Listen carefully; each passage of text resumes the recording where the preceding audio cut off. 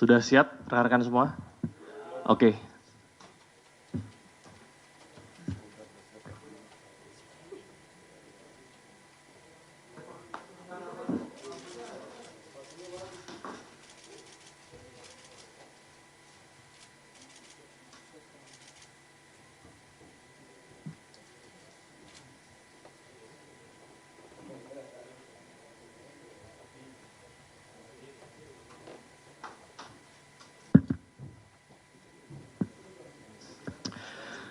Baik. Assalamualaikum warahmatullahi wabarakatuh. Yang kami hormati Bapak Nurul Gufron selaku Wakil Ketua Komisi Pemberantasan Korupsi, Bapak Asep Guntur Rahayu selaku Direktur Penyidikan KPK, rekan-rekan jurnalis yang saya hormati, hari ini Komisi Pemberantasan Korupsi akan menyampaikan rilis atau konferensi pers seputar kegiatan tangkap tangan, dugaan tindak pidana korupsi, penerimaan hadiah atau janji oleh penyelenggara negara atau yang mewakilinya di Provinsi Kalimantan Selatan tahun 2024 sampai dengan tahun 2025. Untuk rilis lebih lengkapnya akan disampaikan oleh Bapak Nurul Gufron. Waktu dan tempat kami persilakan, Pak.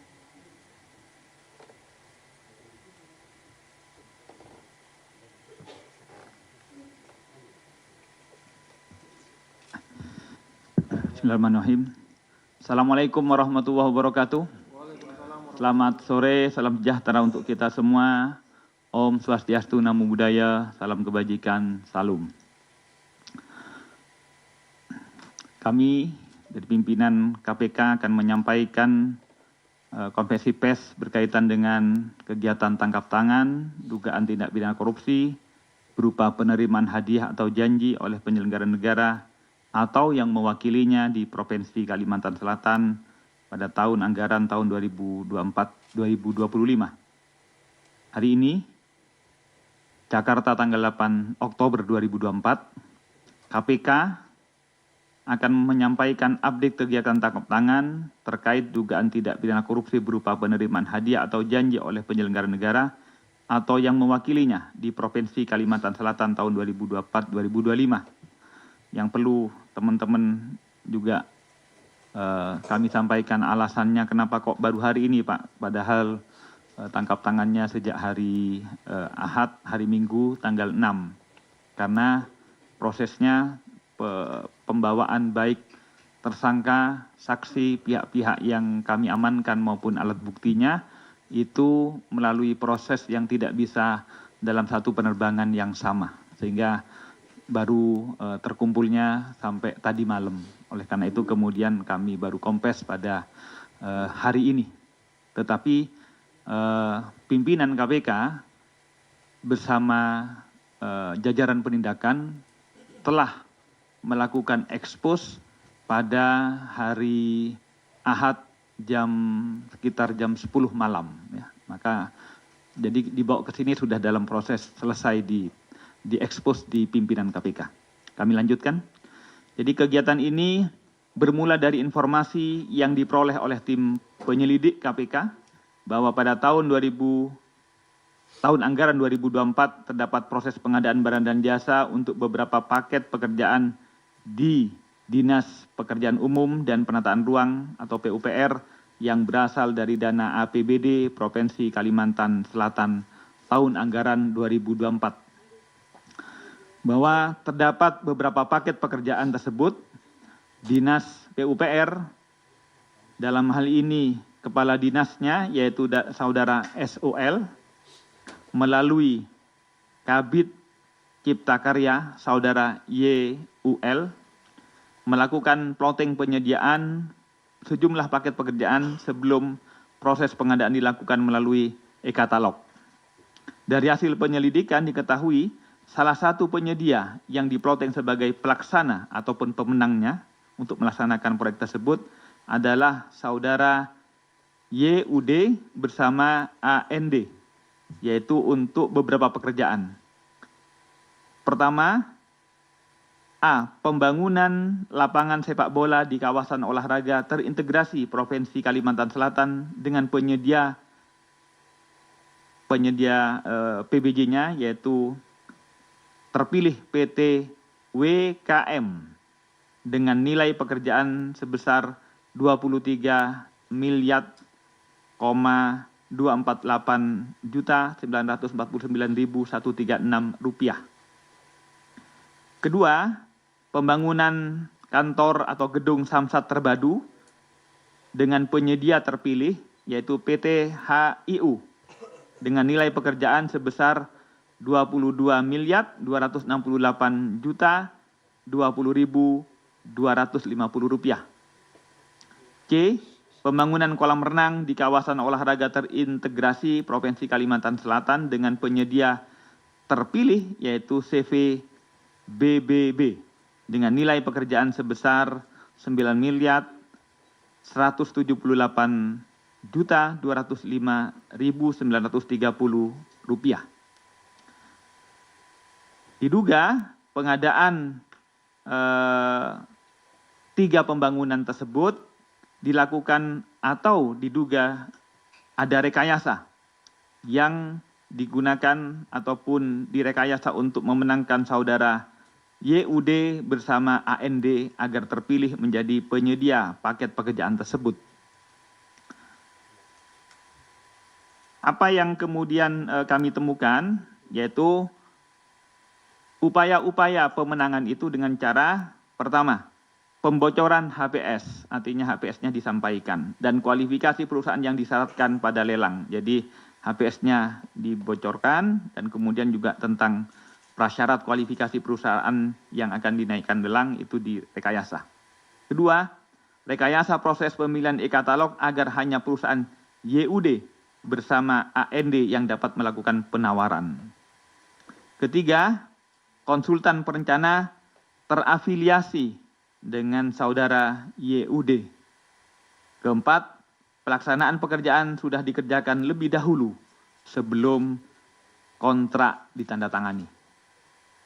Bahwa atas terpilihnya saudara YUD bersama AND sebagai penyedia pekerjaan di Dinas PUPR Provinsi Kalimantan itu didasari atas sebuah komitmen fee sebesar 2,5 untuk PPK dan 5% untuk gubernur.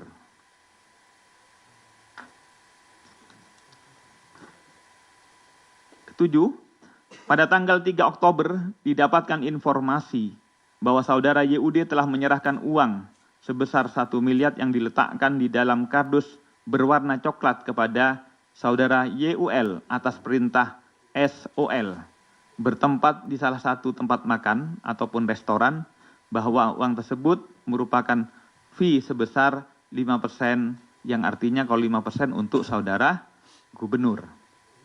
Kemudian atas perintah SOL, saudara YUL bersama MHD, yaitu supir YUL, mengantarkan uang tersebut ke kantor Dinas PUPR Provinsi Kalimantan Selatan dan menyerahkan uang tersebut kepada BYG, saudara supir dari SOL.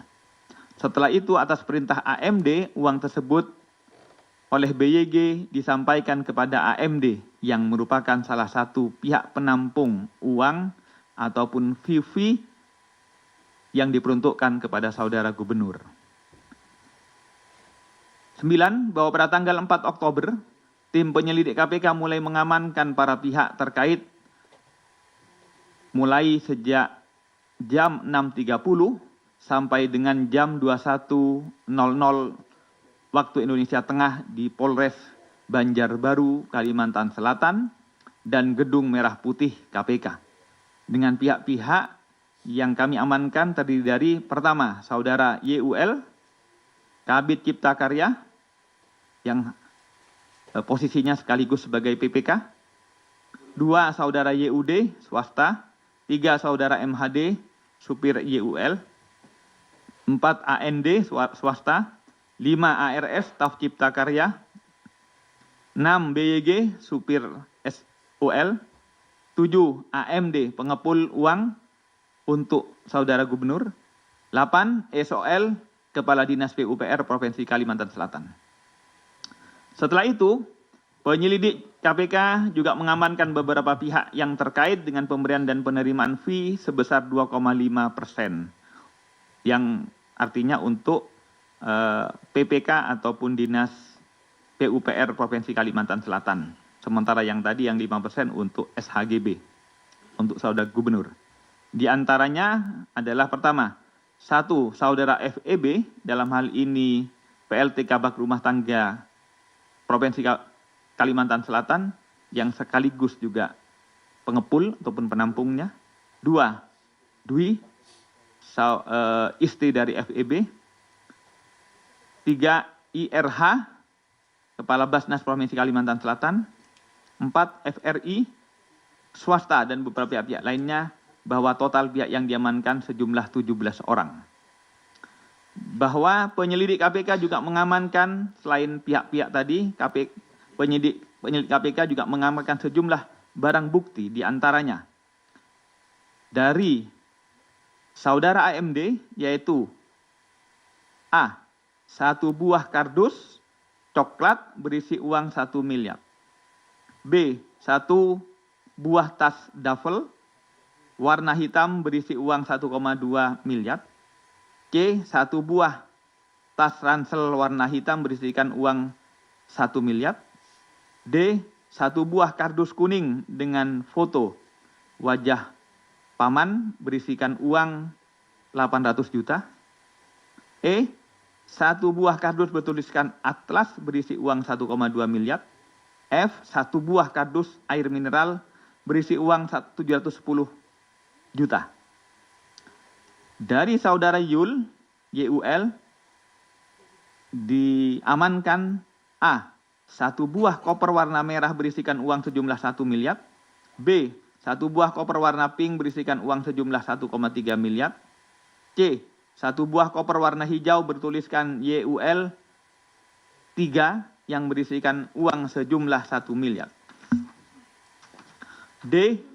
1 buah koper warna hijau bertuliskan YUL 4 yang berisikan uang sebesar 350 juta. E. 4 bundle dokumen yang diduga terkait dengan perkara. F. 2 lembar posit berwarna kuning bertuliskan logistik paman. Titik 2 200 juta, logistik terdahulu 100 juta, logistik BPK 0,5%.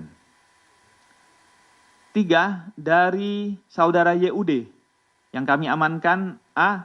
1 lembar slip setoran atau transfer clearing inkaso Bank Kalsel berwarna merah muda dengan keterangan setoran tunai sebesar 600 juta rupiah. Keempat, dari saudara FEB kami amankan di antaranya A. 1 buah koper warna pink berisikan uang 1 miliar rupiah. B. 1 buah koper warna merah berisikan uang 1 miliar rupiah. C. 1 buah koper warna abu-abu berisikan uang 1 miliar rupiah. D. 1 buah kresek hitam besar yang berisi uang sebesar 500 USD dan 236.960.000. Diduga bahwa 1 buah kardus coklat berisikan uang 1 miliar merupakan fee 5% untuk saudara SHB dari saudara YUD bersama AND terkait pekerjaan yang mereka peroleh untuk tahun anggaran 2024 di Provinsi Kalimantan Selatan, yaitu pembangunan lapangan sepak bola, kawasan olahraga terpadu, pembangunan kolam renang, kawasan olahraga terpadu, dan pembangunan gedung Samsat. Bahwa terdapat sejumlah uang lainnya yang ditemukan oleh penyelidik dalam KPK pada saudara YUL, pada saudara FEB, dan saudara AMD dengan total sekitar 12.113.160.000 dan 500 dolar. Merupakan bagian fee 5% untuk saudara gubernur terkait pekerjaan lainnya di Dinas PUPR Provinsi Kalimantan Selatan. Bahwa pada tanggal 4 Oktober 2024 sekitar pukul 21 telah dilakukan ekspos di KPK maupun juga dilakukan secara Zoom karena ada beberapa pihak, misalnya Pak Nawawi ada di daerah, karena itu kemudian dilakukan secara Zoom. Dan karenanya kemudian disepakati atas peristiwa tersebut telah ditemukan bukti permulaan yang cukup terkait dugaan tindak pidana korupsi berupa penerimaan hadiah atau janji oleh penyelenggara negara atau yang mewakilinya di Provinsi Kalimantan Selatan tahun 2024-2025, dan sepakat bahwa perkara ini untuk dinaikkan ke tahap penyidikan terhadap pertama, saudara SHB, 2, saudara SOL, 3, saudara YUL, 4, saudara AMD, 5, saudara FEB. Diduga 5 pihak tersebut melanggar pasal 12 huruf A kecil dan A dan B kecil, pasal 11, pasal 12B besar Undang-Undang 3199 Yungto 20/2001 tentang pemberantasan tindak pidana korupsi, Yungto pasal 55 ayat 1 ke 1 KUHP. Juga kepada saudara YUD bersama dengan AND diduga melanggar pasal 5 ayat 1 huruf A atau huruf B atau pasal 13 Undang-Undang 3199 Yungto 20/2001 tentang tindak pidana korupsi, Yungto pasal 55 ayat 1 ke 1 KUHP. KPK selanjutnya akan melakukan penahanan terhadap tersangka untuk 20 hari terhitung mulai tanggal 7 Oktober sampai dengan tanggal 26 Oktober terhadap 4 tersangka SOL, YUL, AMD, FEB di rumah tahanan negara cabang rutan dari rutan kelas 1 Jakarta Timur di gedung KPK K4 di sini di belakang, sedangkan saudara YUD dan AND ditahan di rumah tahanan cabang rutan kelas 1 Jakarta Timur di gedung KPK C1. Sampai dengan saat ini penyidik KPK masih terus juga mencari dan mengamankan pihak-pihak lainnya yang bertanggung jawab yang belum dibawa oleh KPK pada hari ini. Terakhir, sekali lagi, KPK menyesalkan dan turut merasa sedih atas kejadian ini. Karena KPK sekali lagi berharap tidak akan lagi ada OTT karena tidak ada korupsi. Karena kami berharap sekali lagi keberadaan KPK adalah ingin membersihkan Indonesia dari korupsi dan mudah-mudahan ke depan tidak akan lagi ada korupsi-korupsi yang mencederai semua elemen bangsa ini. Demikian yang dapat kami sampaikan. Saya kembalikan ke Mas Tesa. Wassalamualaikum warahmatullahi wabarakatuh. Waalaikumsalam warahmatullahi wabarakatuh. Baik rekan-rekan sekalian, kami berikan kesempatan untuk teman-teman menampilkan barang bukti yang telah diamankan oleh teman-teman penyelidik.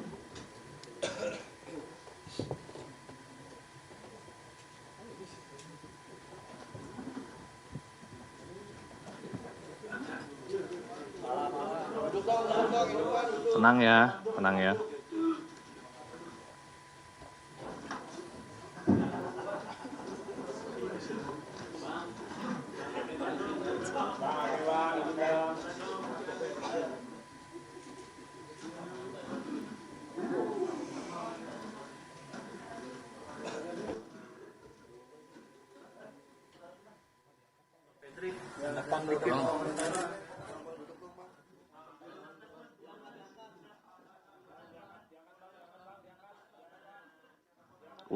Uangnya aja yang diangkat, uangnya aja. Ambil 2 gepok kita. Oke.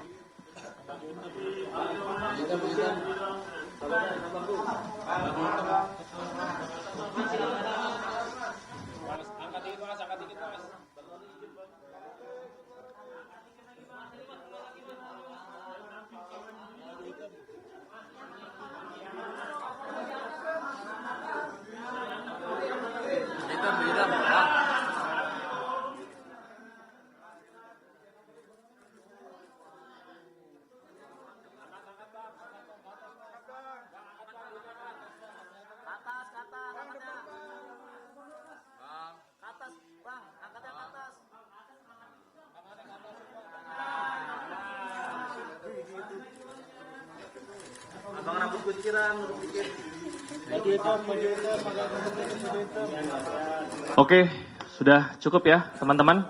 Oke, kita atur lagi, kita persilakan untuk bisa menunggu di luar. Silakan.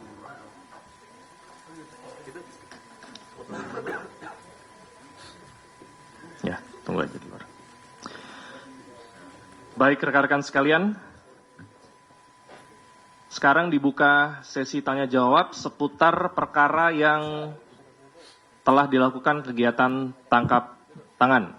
Jadi hanya seputar perkara yang dilakukan tangkap tangan. Silakan, Mas Chandra. Iya, mau nanya soal gubernurnya kenapa belum ditangkap? Apakah dia kabur? Dan apakah KPK sudah menetapkan status DPO kepada dia? Terbilang beberapa kali OTT KPK menetapkan status DPO kepada orang-orang yang tidak bisa ditemukan.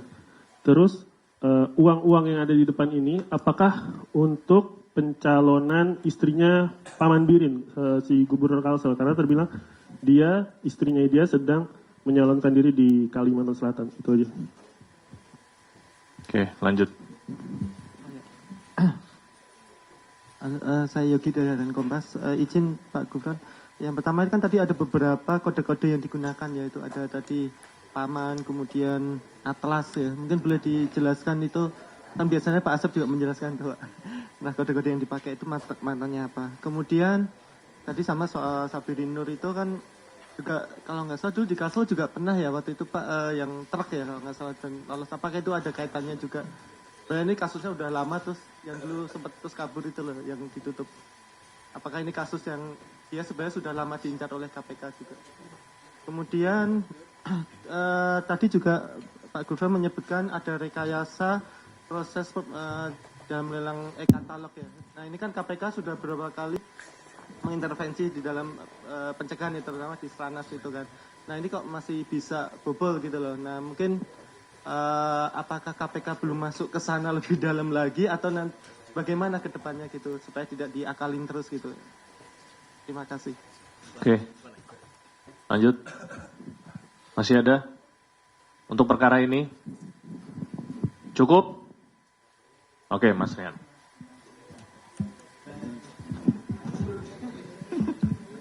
Ya. Selamat sore Pak Gufron, Pak Asep, Mas Desa, saya Rian CNN Pak. Mau bertanya tadi di sini dari konstruksi yang Pak Gufron bacakan tadi ada kata-kata berapa persen untuk BPK ya Pak. Nah dari keterangan awal terhadap para tersangka ini, BPK itu merujuk kemana Pak? Apakah Badan Pemeriksa Keuangan atau apa? Yang kedua, hari ini saya dapat kabar ruang Gubernur Kalsel Sabirin Nur digeledah. Bagaimana update soal itu? Terima kasih.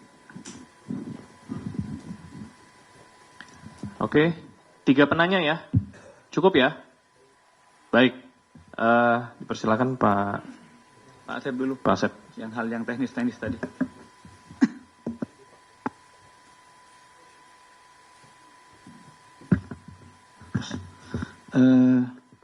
Bismillahirrahmanirrahim. Assalamualaikum warahmatullahi wabarakatuh. Selamat sore dan salam sejahtera bagi kita sekalian. Yang terhormat pimpinan Pak Nurul Gufron, Mas Desa, dan rekan-rekan sekalian yang berbahagia. Saya yang teknis-teknis.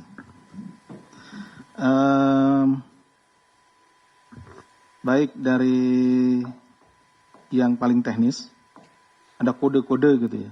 Tadi yang Mas Yogi tanyakan kode-kode ya. Seperti biasanya merujuk kepada sini Paman gitu. Paman yaitu juga sedang kita dalami karena di sini ada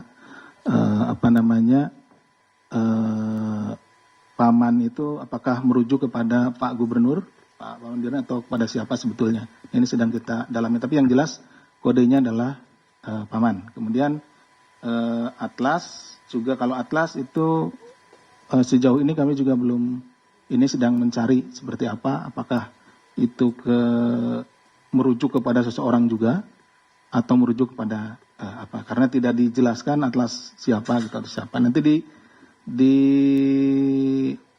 tunggu saja, karena ini tentunya bagian yang akan kita dalami ya. Kemudian e-katalog nanti, kemudian ada ruangan. Ini untuk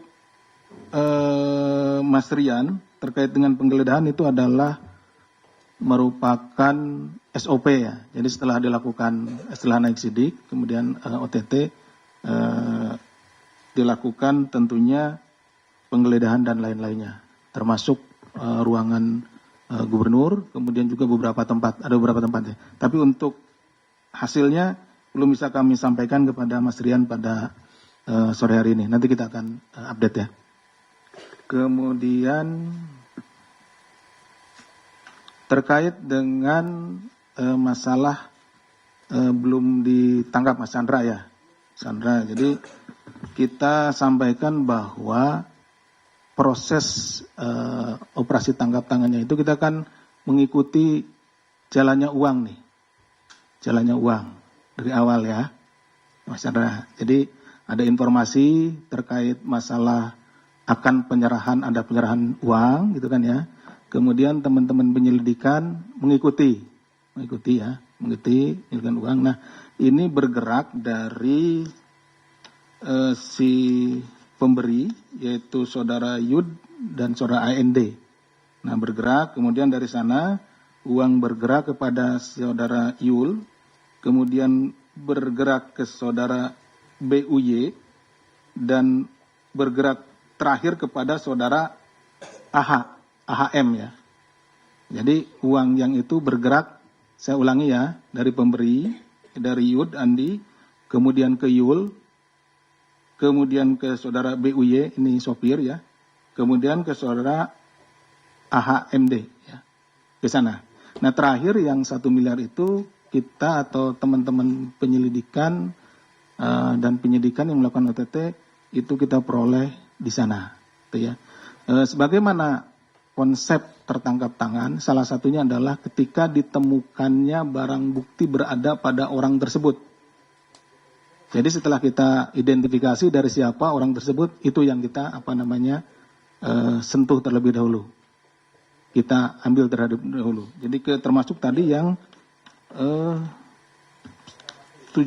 orang di awal ya, yang diamankan di awal itu dulu, karena kita prosesnya mengikuti jalannya uang tersebut. Nah, uang ini belum terdeliver lebih dari itu gitu. Jadi berhenti pada saudara AHMD ini. Nah, itu. Nah, kemudian dalam perkembangannya, dalam ekspos dan lain-lain, nah dalam pemeriksaan terhadap orang-orang yang diamankan, nah ditemukanlah adanya kaitan-kaitan terhadap beberapa pihak. Sehingga tadi yang ditetapkan sebagai tersangka itu tidak hanya 6 orang yang ada di sini. Gitu. Jadi bisa dipahami, Mas Chandra?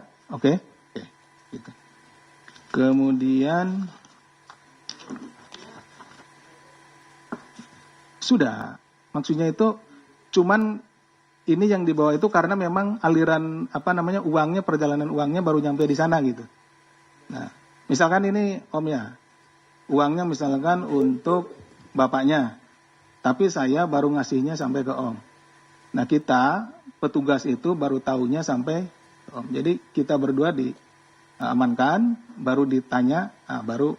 Dan itu kenapa belum sampai ke, tadi kan ditanya sama Mas Chandra, kenapa belum diambil pelan-pelan beli? Nah, karena baru konsep tertangkap tangan itu baru sampai pada Om. Tapi di dalam ekspos pimpinan yang tadi disampaikan oleh Pak Gufron itu malam itu ya sekitar jam 10-an itu sudah ditemukan keterangan-keterangan yang menyambungkan ke pihak-pihak lain, sehingga pihak lain yang dijadikan juga tersangka. Oke, bisa dipahami? Yang lain-lainnya mungkin bisa dijelaskan Pak. Silakan Pak.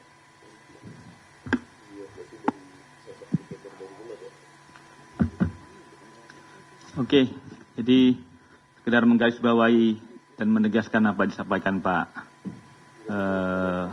Asep ya.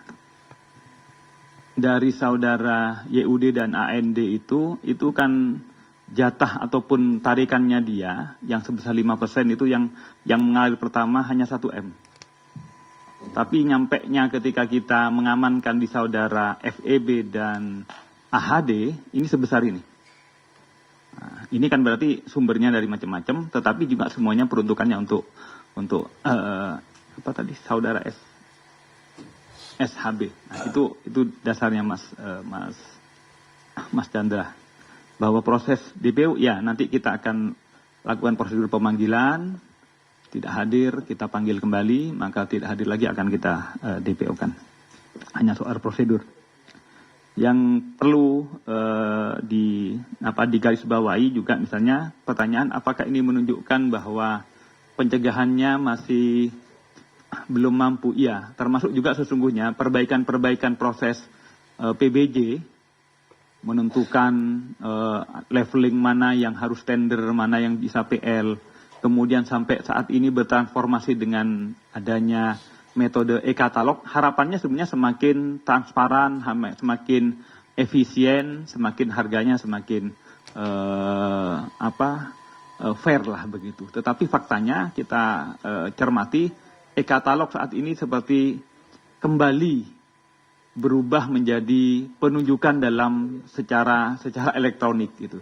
Jadi dulu ada 200 ke bawah PL, di atas itu bisa tender, tapi dengan kemudian e-katalog, seakan-akan e-katalog ini adalah membubarkan leveling nilai, kembali saat ini menjadi seakan-akan e-katalog adalah ya penunjukan langsung, cuma menggunakan media elektronik. Nah ini yang kita cermati, dan ini di beberapa daerah, e-katalog sekarang berubah seperti ini semua. Menjadi seakan-akan upaya pengadaan barang dan jasa melalui penunjukan, tetapi semuanya di elektronik. Nah, ini yang kita akan kemudian berdiskusi dan membahasnya bersama-sama dengan LKPP untuk kemudian mengevaluasinya. Itu mungkin yang dapat saya sampaikan ya. Oke.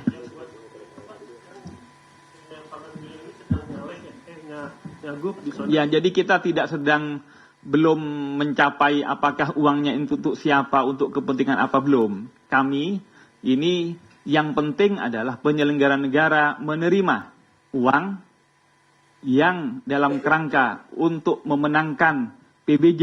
Nah, bahwa tujuannya untuk siapa-siapa, sekali lagi KPK tidak sampai di sana, itu bukan wilayah hukum bagi KPK. Baik. Terima kasih rekan-rekan sekalian. Kita berikan kesempatan untuk Pak Nurul Gufron meninggalkan tempat, dan untuk tersangka bisa lanjut ke kegiatan pemeriksaan. Terima kasih banyak, Pak. Yuk.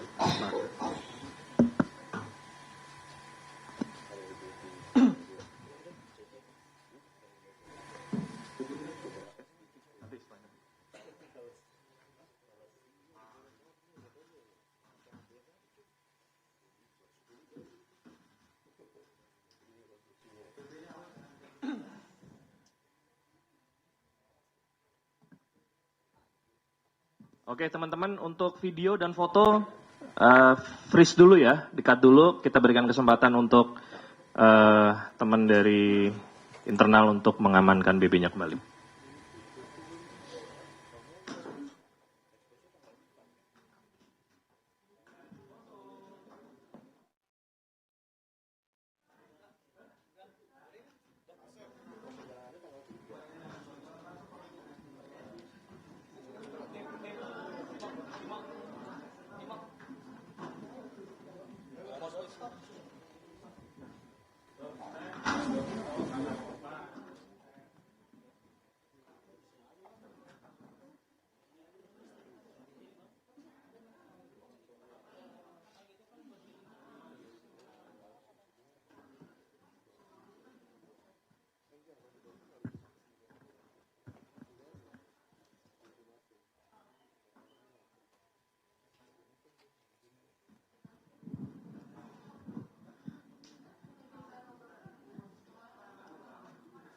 Uang yang itu uang sekitar 12 miliar itu.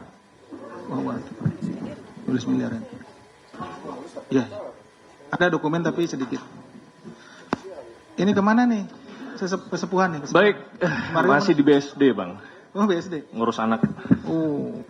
Ngurus anak. Oke, teman-teman. Bisa kita lanjut? Oke. Rekan-rekan sekalian, ada satu rilis yang kita akan sampaikan. Yang pertama adalah rilis terkait perkara pengurusan dana hibah untuk kelompok masyarakat atau POKMAS dari APBD Provinsi Jawa Timur tahun anggaran 2019 sampai dengan 2022. Bahwa sejak tanggal 30 September tahun 2024 sampai dengan 3 Oktober 2024, KPK melakukan serangkaian tindakan penyidikan berupa penggeledahan pada 10 rumah atau bangunan yang berlokasi di Kota Surabaya, Kabupaten Bangkalan, Kabupaten Pamekasan, Kabupaten Sampang, dan Kabupaten Sumeneb. Rangkaian penggeledahan tersebut terkait dengan penanganan perkara dugaan tindak pidana korupsi dalam pengurusan dana hibah untuk kelompok masyarakat atau POKMAS dari APBD Provinsi Jawa Timur tahun anggaran 2019 sampai dengan 2022. Bahwa dari hasil penggeledahan tersebut, KPK telah melakukan penyitaan diantaranya berupa 1. Kendaraan 7 unit terdiri dari 1 Alphard, Toyota Alphard, 1 Mitsubishi Pajero, 1 Honda CR-V, 1 Toyota Innova, 1 Hilux double cabin, Toyota juga, 1 unit Toyota Avanza, dan 1 unit kendaraan bermerek Isuzu. Berikutnya ada jam tangan Rolex 1 buah, cincin berlian 2 buah. Ketiga, uang tunai dalam mata uang asing dan juga rupiah yang bila ditotal dan dirupiahkan senilai kurang lebih sebesar 1 miliar rupiah. 4. Barang bukti elektronik berupa handphone, hard disk, dan laptop. Serta 5. Dokumen-dokumen diantaranya buku tabungan, buku tanah, catatan-catatan, kwitansi pembelian barang, BPKB, dan STNK kendaraan, serta dokumen-dokumen lainnya. Sebagaimana diketahui bahwa terkait dengan perkara tersebut, KPK telah menetapkan 21 tersangka, yaitu 4 tersangka sebagai penerima, dan 17 lainnya sebagai tersangka pemberi. 4 tersangka penerima, 3 orang merupakan penyelenggara negara, sementara 1 lainnya merupakan staf dari penyelenggara negara. Sementara untuk 17 tersangka pemberi, 15 diantaranya adalah pihak swasta dan 2 lainnya dari penyelenggara negara. Demikian hal ini kami sampaikan, dan KPK akan terus berupaya maksimal dalam mengembangkan perkara yang sedang dilakukan penyidikan dan akan meminta pertanggungjawaban pidana terhadap pihak yang patut untuk dimintakan pertanggungjawabannya. Demikian untuk rilis yang bisa disampaikan. Silakan untuk rekan-rekan bagi yang ingin bertanya perkara yang lain.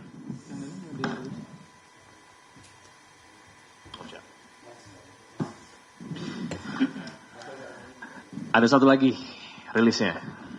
Ya, sebentar ya.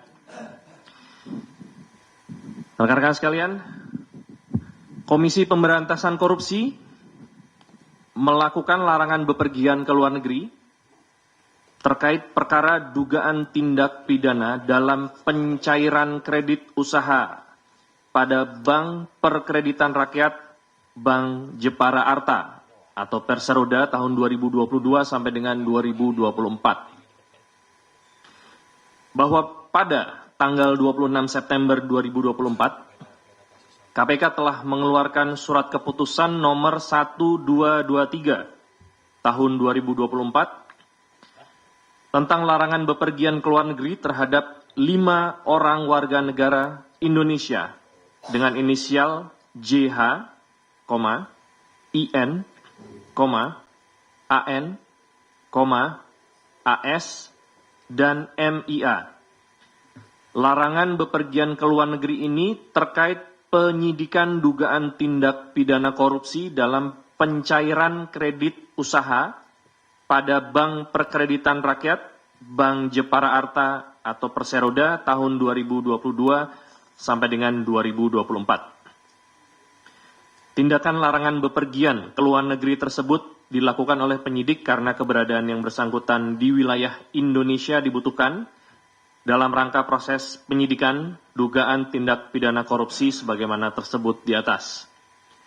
Keputusan ini berlaku untuk 6 bulan ke depan. Untuk diketahui bahwa pertanggal 24 September 2024, KPK telah memulai penyidikan untuk dugaan tindak pidana korupsi sebagaimana perkara yang sudah dijelaskan sebelumnya dan telah menetapkan 5 orang sebagai tersangka. Proses penyidikan ini sedang berjalan untuk nama dan jabatan tersangka belum dapat disampaikan saat ini. Demikian rilis yang bisa disampaikan bagi rekan-rekan sekalian. Silakan bagi yang ingin bertanya. Ya, dari mana dan siapa? Ya Om, silakan Om. Selamat sore Bapak-Bapak, izin saya Niko Andriawan dari Kompas TV. Ingin menanyakan tentang kasus lain, izin. Ya. Terkait dengan Komisi Pemberantasan Korupsi ini kapan akan mengumumkan update terkait dengan kasus laporan gratifikasi Jet Kaisang dari anak Bapak Jokowi. Terima kasih. Itu saja Pak.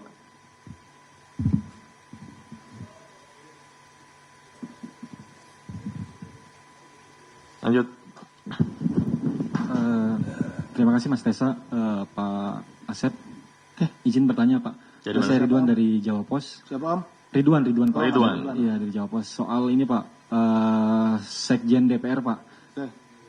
Terkait rumah jabatan itu kan sedang ramai diperbincangkan ya Pak. Bahkan anggota DPR yang baru ini akan mendapatkan uang tunjangan ya Pak. Nah, dengan alasan bahwa rumah dinas itu tidak bisa terpakai. Kemarin mereka sudah berkeliling rumah dinas, rumahnya bocor dan lain-lain. Nah, ini untuk kepastian hukum itu kapan sekiranya Sekjen DPR ditahan oleh KPK gitu Pak? Terima kasih.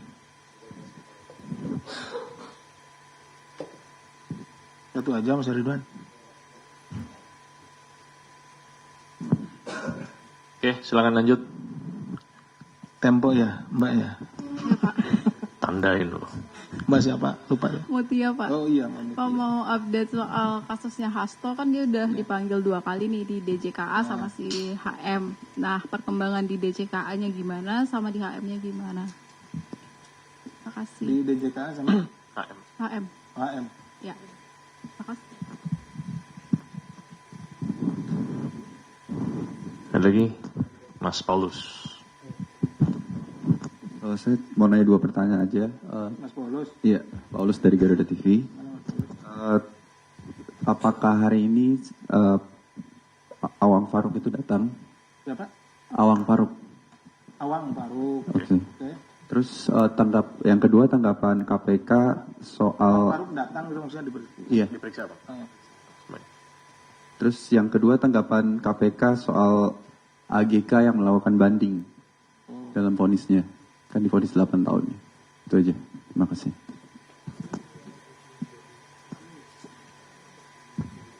Halo.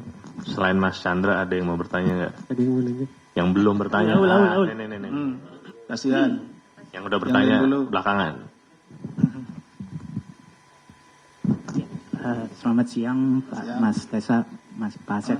Aulia dari Berita 1. siap. Ya, satu aja Pak. Ini kan Pak Gufron beberapa waktu lalu sempat menyuarakan begitu supaya ada aturan untuk yang memungkinkan KPK supaya bisa menindak pejabat asing begitu.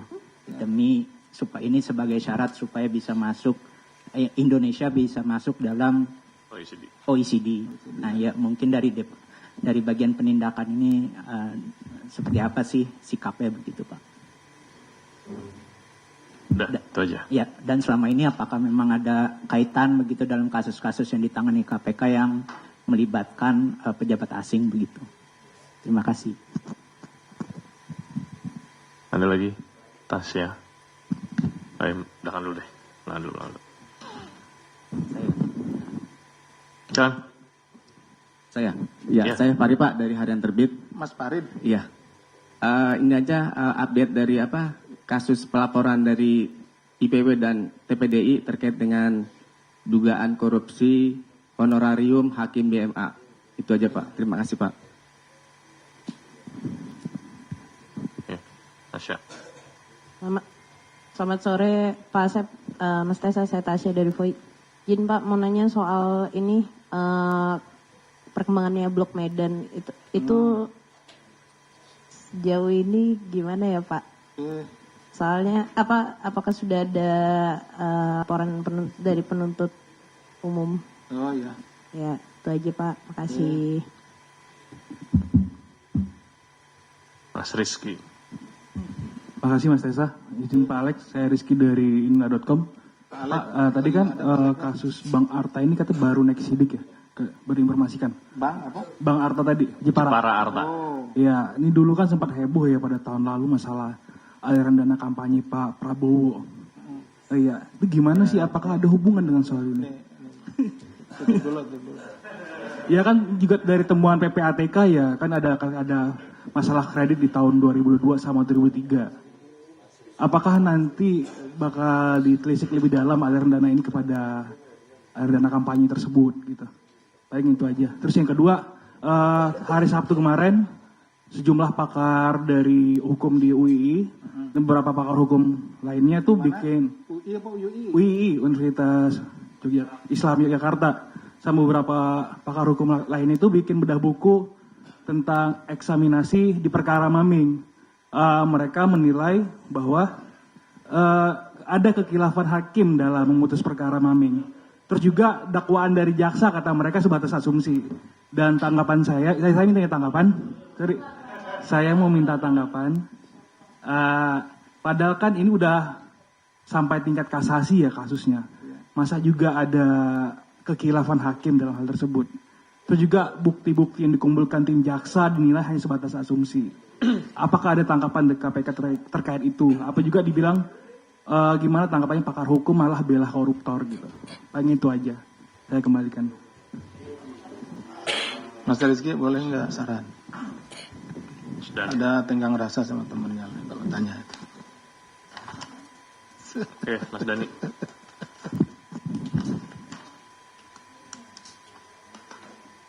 Mas Dani, ayo Mas Dani. Jadi deg-degan saya. Maaf Pak Asep. Selamat sore Pak Asep dan juga Mas Tessa. Tadi pengen Dani dari Bisnis Indonesia ingin pendalaman aja tadi untuk yang rilis larangan bepergian ke luar negeri terkait dengan BPR Jepara Arta. Saya ada 2 pertanyaan. Pertama, beberapa bulan lalu sempat ada pelaporan ke PLPM terkait dengan Bank Jateng. Terkait dengan dugaan korupsi yang melibatkan Bank Jateng. Ini salah satu pelapornya dulu adalah kepala daerah yang pernah berkontestasi di Ganjar Pranowo, dah gitu aja langsung ya gitu. Apakah berkaitan Pak? Ini kan sama-sama di Jateng gitu. Apakah ada irisannya apa gimana? Terus yang kedua. Yang mana yang Jateng ya? Iya. Yang Bank Jateng ini apakah sama dengan yang BPR Jepara Arta? Terus yang kedua, ini kan terkait dengan pencairan kredit usaha rakyat. Ini tuh pasalnya apakah kerugian negara, apakah suap gitu. Intinya ada pemberian suap ke penyelenggara negara untuk mencairkan KUR untuk debitur tertentu apa gimana? Terima kasih.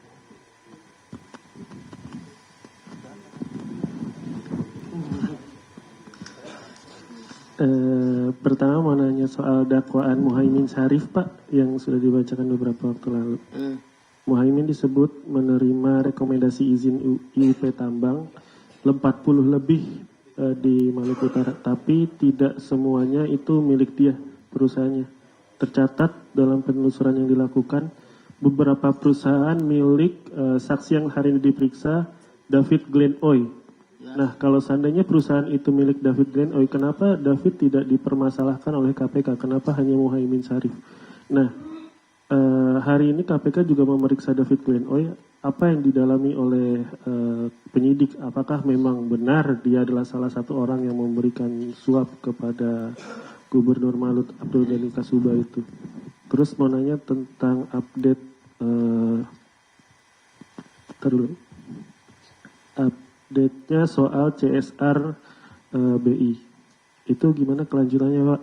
Apakah sudah resmi KPK membuka penyidikan dengan berkas yang lengkap dalam perkara tersebut? Itu dulu. Oke. Sudah? Lagi.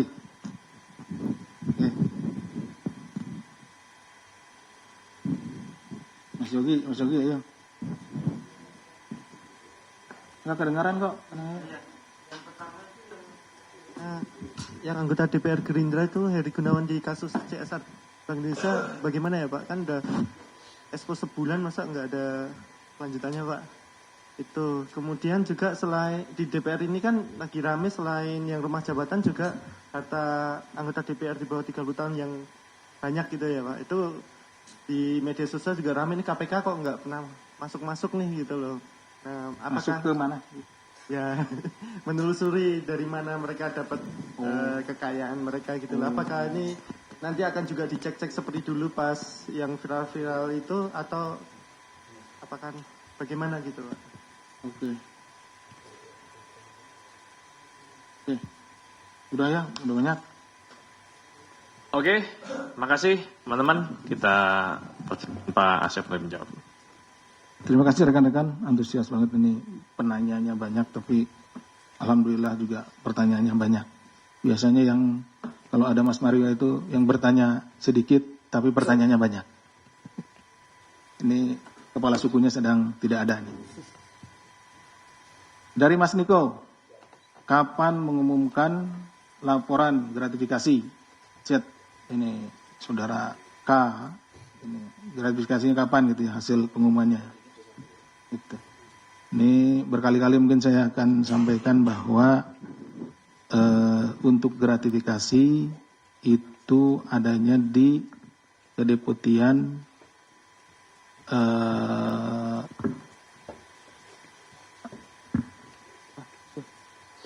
Deputi Pencegahan. Ada yang di kedeputian pencegahan. Jadi rekan-rekan itu di luar kedeputian penindakan dan eksekusi. Jadi kita tunggu nanti Pak Pahala kayaknya mungkin atau juga pimpinan nanti akan menyampaikan hal tersebut. Tadi seharusnya ditanyakan ke Pak Gufron, Mas Niko ya.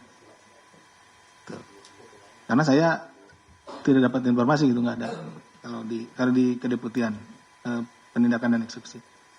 Mas Ridwan, Sekjen DPR rumah jabatan banyak yang bocor-bocor sehingga tidak ini ada kan di TV ya. Kapan dilakukan penahanan? Jadi perkaranya sedang running. Nah kalau ini bisa saya jawab nih. Perkaranya sedang running, sedang jalan.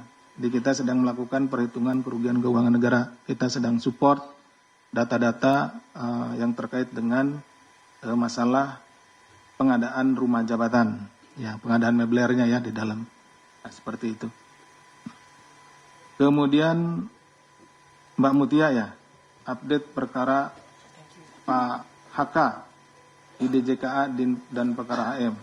Sekarang masih tetap berjalan, tentunya kita minta keterangan beberapa pihak, kemudian juga kita minta atau sedang mencari bukti-bukti yang berkaitan dengan yang bersangkutan di dua hal ya. Karena kalau sebetulnya kalau di DJKA itu kan saksi. Nah, di HM juga beliau ya masih kategori saksi. Betul kan? Ya. Jadi sedang kita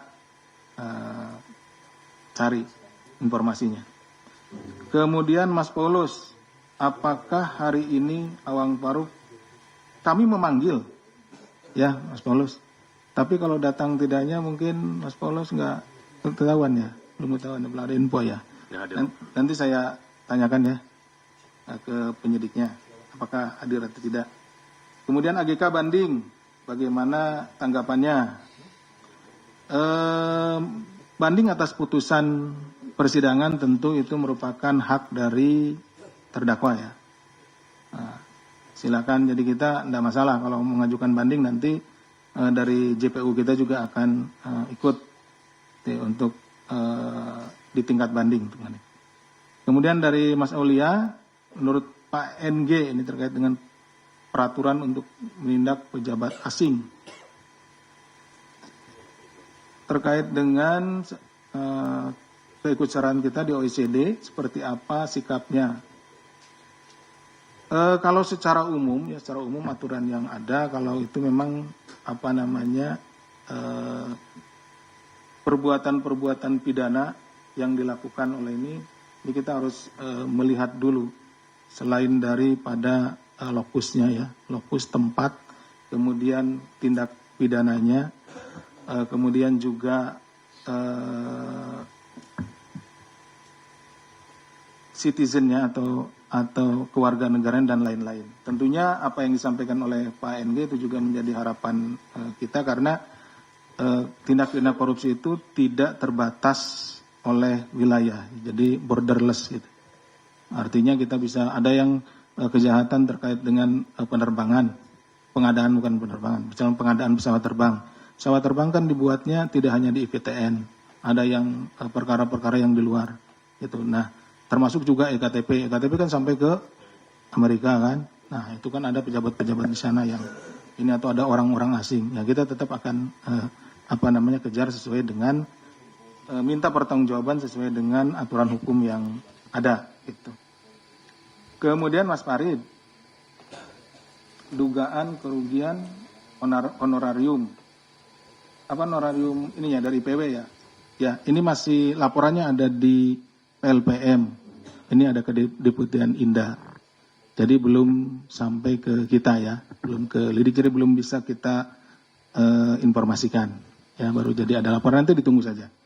Kemudian dari Mbak Tasya, perkembangan Blok Medan, apakah sudah ada info dari JPU? Terkait dengan Blok Medan itu tidak hanya laporan dari JPU, yang kami ketahui itu malah ada yang ke PLPM. Ada yang laporan ke PLPM juga. Nah, itu sedang dikaji di PLPM ya. Masih di Kedeputian Indah. Kemudian apakah akan ditres lebih dalam? Ini masih dari Matasya ya? Oh, bukan. Ini dari Mas Rizky ya? Bang Jepara. Ya, Mas Rizky ya? Ini terkait dana kampanye. Salah satu parpol dan lain-lain. Apakah akan ditres lebih jauh? Tentu kemana uang itu mengalir, tentu kita akan cek, dan untuk keperluan apa, karena itu yang diharapkan supaya terang dari mana asalnya, kemana, dan lain-lain. Kemudian ini para pakar hukum ya di UII ini bedah buku mengeksaminasi terkait dengan perkaranya Maming, ada kehilapan hakim. Kami tidak bisa mengomentari karena sebetulnya keputusan hakim itu adalah tetap ya, hukuman tetap. Jadi ya tentu juga ini asumsi dan lain-lain. Kami di sini baik penyidikan maupun penuntutan, tugasnya adalah memperoleh bukti-bukti dan keterangan-keterangan untuk mendukung sangkaan-sangkaan yang diterapkan atau yang dituduhkan atau yang dipersangkakan kepada para tersangka gitu ya. Itu melalui pemeriksaan saksi-saksi, kemudian ahli, kemudian mencari bukti-bukti dan yang lainnya. Tentu kita juga tidak dalam kapasitas yang main-main untuk melakukan pembuktian tersebut gitu. Nah, dan itu kebutuhannya atau keperluannya adalah untuk diadu di persidangan gitu ya. Di persidangan juga kan terbuka, tidak ada istilahnya intimidasi. Ada pihak tersangka atau mungkin yang terdakwa di sana, pihak JPU kita sama-sama memberikan argumentasi, sama-sama menunjukkan bukti-bukti gitu ya. Dan kemudian hakim mengambil keputusan. Ya, masalah sekarang ada buku entah dibuat dari mana, ya kita juga tidak tahu. Yang jelas kepentingan kami di sini adalah kepentingan pembuktian di persidangan. Nah, untuk membuat atau meyakinkan hakim dalam mengambil keputusan. Gitu. Kalau misalkan ada pakar hukum, itu di luar daripada tujuan kami untuk melakukan penyidikan dan penuntutan. Gitu ya. Kemudian Mas Dani, larangan bepergian dari pada BPR. Ini apakah terkait juga dengan perkaranya Bang Jateng? Ini berbeda. Kemudian, apakah ini KN atau suap? Ini kerugian keuangan negara. Sepengetahuan kami, keuangan negara. Jadi pemberian kredit gitu. Kredit ya. Belum. Sedang di ini. Ini sudah sidik, tapi masih pada tahap awal. Sekarang tim sedang di sana minta keterangan. Kemudian ini saya sangat berhati-hati menyebut nama ini, takut terpeleset kembali. Ini perkara Muhaimin Syarif. Ya. Anda pasti sedang menunggu saya terpeleset, tapi kali ini saya waspada. Perkara Muhaimin Syarif, izin tambang ya. Ini tidak semua milik dia, ada milik saudara David. Kenapa hanya saudara Muhaimin Syarif? Jadi begini, Muhaimin Syarif ini memang ngurusi milik beberapa orang. Jadi dialah yang mintain, misalkan ada di sini 5 orang, saya MS misalkan nih, takut salah lagi nih. Saya bilang, Pak punya bapak saya urusin, punya om saya urusin, punya ibu saya urusin, saya bawa urusin. Nah saya mintalah ke AGK itu untuk rekomnya saya kasih uangnya. Jadi yang ngaturnya dia gitu. Memang perusahaannya bukan punya atau izinnya bukan milik dia semuanya. Ada yang miliknya dia, ada yang miliknya tadi David siapa namanya itu. Nah itu. Nah ini iya gitulah menghubungkan Muhaimin Syarif ya, jangan salah. MS, jangan salah. Ini saya sangat berhati-hati karena pernah terpeleset. CSR BI bagaimana kelangsungannya. Nah, ini saya udah berkali-kali saya jelaskan. Saya belum bisa menjelaskan perkara ini. Kenapa? Karena nanti kalau sudah naik ke penyidikan, sudah bisa kita sampaikan ke rekan-rekan informasinya, kita akan sampaikan. Kemudian Mas Yogi, ini sama ini BI, bagaimana kelanjutannya tadi. Kemudian kekayaan anggota DPR. Semua anggota DPR, baik DPRD tingkat 2, tingkat 1, kota, maupun DPR RI, itu saya juga dari Pak Pahala ini ya, Pak Deputi Pencegahan, bahwa itu sebelum dilantik itu harus menyerahkan LHKPN, Laporan Harta Kekayaan Penyelenggara Negara. Nah, baru bisa dilantik. Jadi tentunya sudah diserahkan LHKPN-nya ke kita dan tim dari LHKPN itu akan meneliti laporan yang disampaikan dan nanti akan diumumkan. Bisa diumumkan itu open source biasanya, bisa dilihat oleh rekan-rekan nanti LHKPN-nya. Nanti dilihat aja, ya Mas Yogi ya. Lihat aja nanti misalkan siapa, itu akan terbuka LHKPN-nya. Di situ ada berapa, bisa dilihat, bisa diunduh sama Mas Yogi. Demikian mungkin rekan-rekan. Terima kasih atas pertanyaannya. Alhamdulillah sudah mau jam 5. Boleh, tapi jangan lama-lama karena saya belum sholat asar. Lah ya Mbak ya. Oke Mbak, gimana Mbak? Tadi yang soal si HM kan belum clear nih Pak. Kan ini masa pergantian pimpinan kan tinggal November, Desember, pimpinan siapa? Lagi nih. Apakah pimpinan partai? Pimpinan KPK. Oh, pimpinan KPK. Apakah emang sengaja ditunda kelanjutan dari penyidikannya si Harun Masiku ini sampai pergantian pimpinan baru? Terus kemudian yang soal PPDS, kan ada pungutan liar di pendidikan dokter spesialis, kan PPATK juga udah mengeluarkan analisisnya. Nah, KPK udah mengusut apa belum? Karena informasinya laporan soal PPDS ini sudah masuk ke KPK sejak 2021 atau 2022 gitu. Yang pertama terkait HM ya, saya inginnya hari ini kalau ada informasi saya selesaikan, bisa tangkap beneran Mbak ya, karena itu juga menjadi selalu menjadi utang kita gitu, ditanya-tanya terus. Sampai Mas Mario tuh nanya, ini Om juga suka nanya. Jadi nggak ada keinginan dari kami untuk menunda-nunda perkara tersebut. Kalau ada kita akan segera selesaikan ya terkait Harun Masiku ini, bahkan kembali di hadapan rekan-rekan, di hadapan Mbak Mutia, kita menghimbau kepada peran itu sudah masuk ke PLPM. Kalau sudah masuk, posisinya seperti apa gitu. Karena yang jelas kalau di penyidikan itu belum ada. Jadi saya tidak bisa menjelaskan lebih firm, oh Mbak ini perkaranya begini, begitu. Begitu kira-kira. Tergantung. PPATK itu ada yang kita meminta, ya penyidik misalkan dalam rangka penyidikan atau penyelidik dalam rangka penyelidikan, kita meminta data-data keuangan ke PPATK. Itu atas permintaan kita. Nah itu ke kita katanya, sesuai ke permintaan kita. Misalkan data keuangannya tersangka atau data keuangannya suatu perusahaan yang sedang kita sidik, datangnya ke kita.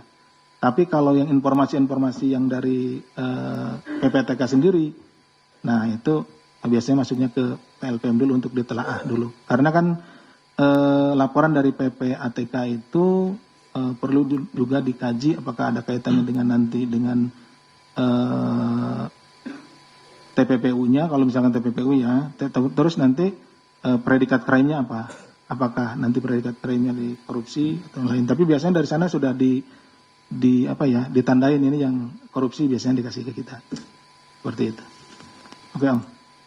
Oke, teman-teman, satu aja menjawab pertanyaan Mas Paulus yang bersangkutan yang ditanyakan tidak hadir hari ini. Nah, ini. Siap. Hah?